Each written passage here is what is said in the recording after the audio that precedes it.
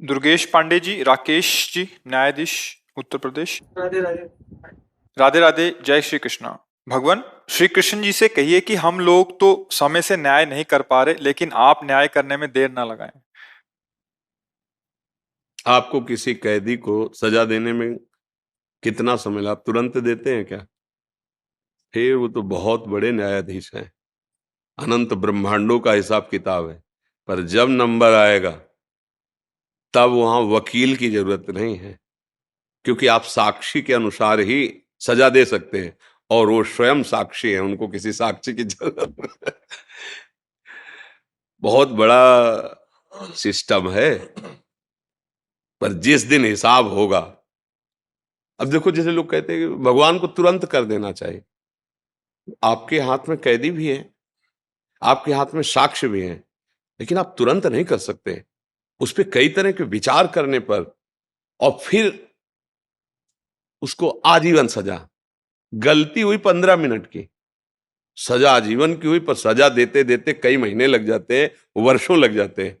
पर जब सजा दे दी गई, सुना दी गई, अब कोई उसकी काट नहीं होती, फिर उसको दंड भोगना पड़ेगा। ऐसे ही है, जैसे इसका सिस्टम है, जिस पापाचरण कर रहे हैं और पूर्व के पुण्य का विधान हमारे ऊपर लागू हो गया है, कोई संकट नहीं आएगा, कोई विपत्ति नहीं होगी, कोई अपमान नहीं होगा, और उसको लग रहा है बड़ी मौज है। और जहां वो पुण्य सिस्टम उसका खत्म हुआ, और ये पापाचरण और पूर्व स्टाक पापाचरण दोनों का ज्वाइंट हुआ, अब जो विध्वंस मचेगा उसके जीवन में, वो सह नहीं पाएगा। अब जैसे धर्मात्मा पुरुष ठीक से चल रहा है, पर उसका पाप भोगने का समय आ गया।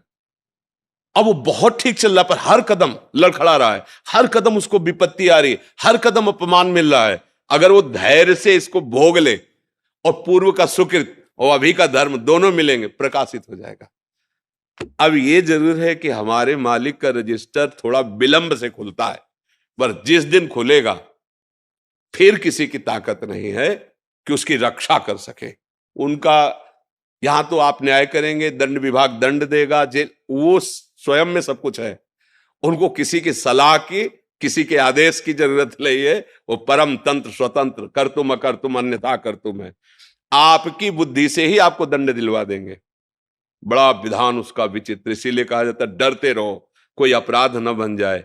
नहीं तो समय, अब ऐसा नहीं है कि आपने अभी अपराध किया और आपके घर में आग लग गई और सब देख रहे कि यार देखो ये अपराध की आग लग गई ना, ऐसा नहीं है। अपराध किया है आप, उसका दंड मिलेगा, सिस्टम है उसका, कानून जैसे यहाँ का कानून। अब तुरंत तो ऐसा नहीं कि फांसी में चढ़ा दिया, बिल्कुल सब गवाही फिट है, तो ऐसे तुरंत ले जाकर फांसी में चढ़ा दोगे क्या? पहले आपके द्वारा वो पूर्ण निरीक्षण होगा, हाँ बिल्कुल साबुत पक्के हैं, बिल्कुल गवाही पक्की है, अब उसका निश्चय करके। इसीलिए कई जन बैठते हैं, कई अदालतों का स्वरूप भी है, इससे ऊपर फिर इससे ऊपर फिर, मतलब उसको बिल्कुल निश्चित अपराधी को दंड मिलना चाहिए, और जो अपराधी नहीं है उसको मुक्त करना चाहिए। इसके लिए बड़ा विधान। अच्छा, यहां तो धोखा भी हो सकता है, साक्ष्य गलत उपस्थित कर सकते हैं, और आपने देखा है नहीं, साक्ष्य के अनुसार लेकिन वो तो साक्षी है, वो स्वयं साक्षी है, वो सबके हृदय में बैठा हुआ देख रहा है। पर यह जरूर है कि रजिस्टर थोड़ा विलंब खुलता है, क्योंकि ऑफिस बहुत बड़ी है, अनंत ब्रह्मांडों का हिसाब किताब है। तो इसलिए उनसे कहने की जरूरत नहीं है, वो आपकी भी बुद्धि में बैठे हुए है और चराचर जगत की बुद्धि में। तो इसलिए जो भगवान आपको प्रेरित कर रहे हैं, आप अपने धर्म का पालन करते हुए सत्य पे चलिए, तो आपकी बुद्धि में ही सारथी बने बैठे हुए हैं, वो आपके ही हृदय में बैठे हुए हैं वो। देखो, बहुत ध्यान से सुनना, भगवान की छाती से धर्म प्रकट हुआ है और भगवान की पीठ से अधर्म प्रकट हुआ है, दोनों भगवान से प्रकट हुए हैं। और ये सृष्टि क्रम है। बोले भगवान ने अधर्म रचा ही क्यों? दिन है तो रात है, स्तुति है तो निंदा, इसी को तो माया भगवान ने रचा, इसी को खेल रचा है। अब जीतो, निगेटिव पॉजिटिव दोनों रच दिए, अब किस पे चलते हो? सुमति कुमति दोनों रच दिए, धर्म अधर्म दोनों। खेल तो तभी होगा ना, विपक्ष ना हो तो खेल कैसा? तो ये खेल है जगत, इसमें दो पार्ट रखे गए। आप किधर चलना चाहते हो? एक पक्ष अधर्म का है, और दोनों उन्हीं के हैं, और कभी अधर्म को बलवान बना देते हैं और कभी धर्म को बलवान बना देते हैं। ये उनका खेल चलता रहता है। भला उस ईश्वर के खिलाफ को ये कदम रख सकता है? नहीं। अब जैसे कहते कि भगवान भी चाहते हैं, नहीं, भगवान ने दो पावर दिए, दो पावर दे दी, एक अधर्म को और एक धर्म को। अब आप किसको स्वीकार करके चलते हो? देखो, जो दुनिया को दुख पहुंचा रहे हैं उनके भी बहुत अनुयायी हैं, और जो दुनिया को सुख पहुंचा रहे हैं उनके भी बहुत अनुयायी है। ये दोनों अनुयायियों भेजता कौन है? इन दोनों को पावर कौन दे? ये सारा खेल बस ये, या रास से रघुनाथ कर बेग न जाने कोई, जो जाने रघुपति कृपा तो सपन्यों मोह न होए। अपने कर्तव्य का पालन करो। तुम्हें इस संसार रूपी नौटंकी में कौन सा स्वांग दिया गया है उसको देख लीजिए। जगन नाटक वैभवा, गोपाल शास्त्र नाम में ये जगन नाटक भगवान का वैभव प्रकाशित, तुम्हें स्वांग क्या दिया गया है? जज का। तो जितना तुम्हें ज्ञान दिया है उसके अनुसार तुम्हें न्याय करना, ये भगवान की पूजा होगी। भगवान का स्मरण करते हुए किसी के धन या किसी के बल प्रभाव से दब करके न्याय नहीं, भगवद आश्रित होकर सत्य पे, ये भगवान की पूजा होगी। और जब भगवान प्रसन्न हो जाएंगे तो इस स्वांग से आपको मुक्त कर देंगे।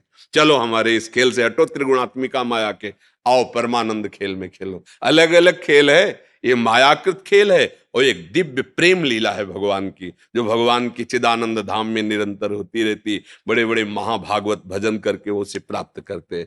तो उनसे कहने की जरूरत नहीं है, वही सब रूपों में अपना विस्तार करके खेल रहे हैं।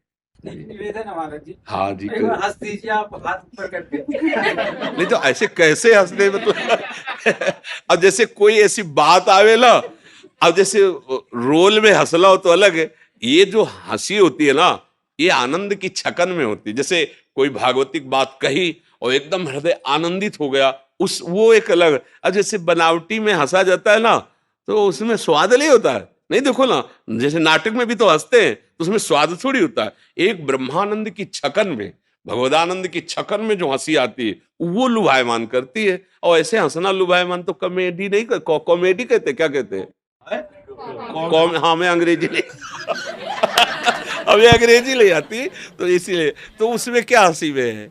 इसलिए पर हमें अच्छा कि जैसे आप जैसे विज्ञ पुरुष, आप जैसे हमारे राज्य पदों में विराजमान जन यदि सत्य को, धर्म को लेकर चलेंगे तो हमारे समाज को बहुत बड़ा लाभ मिलेगा।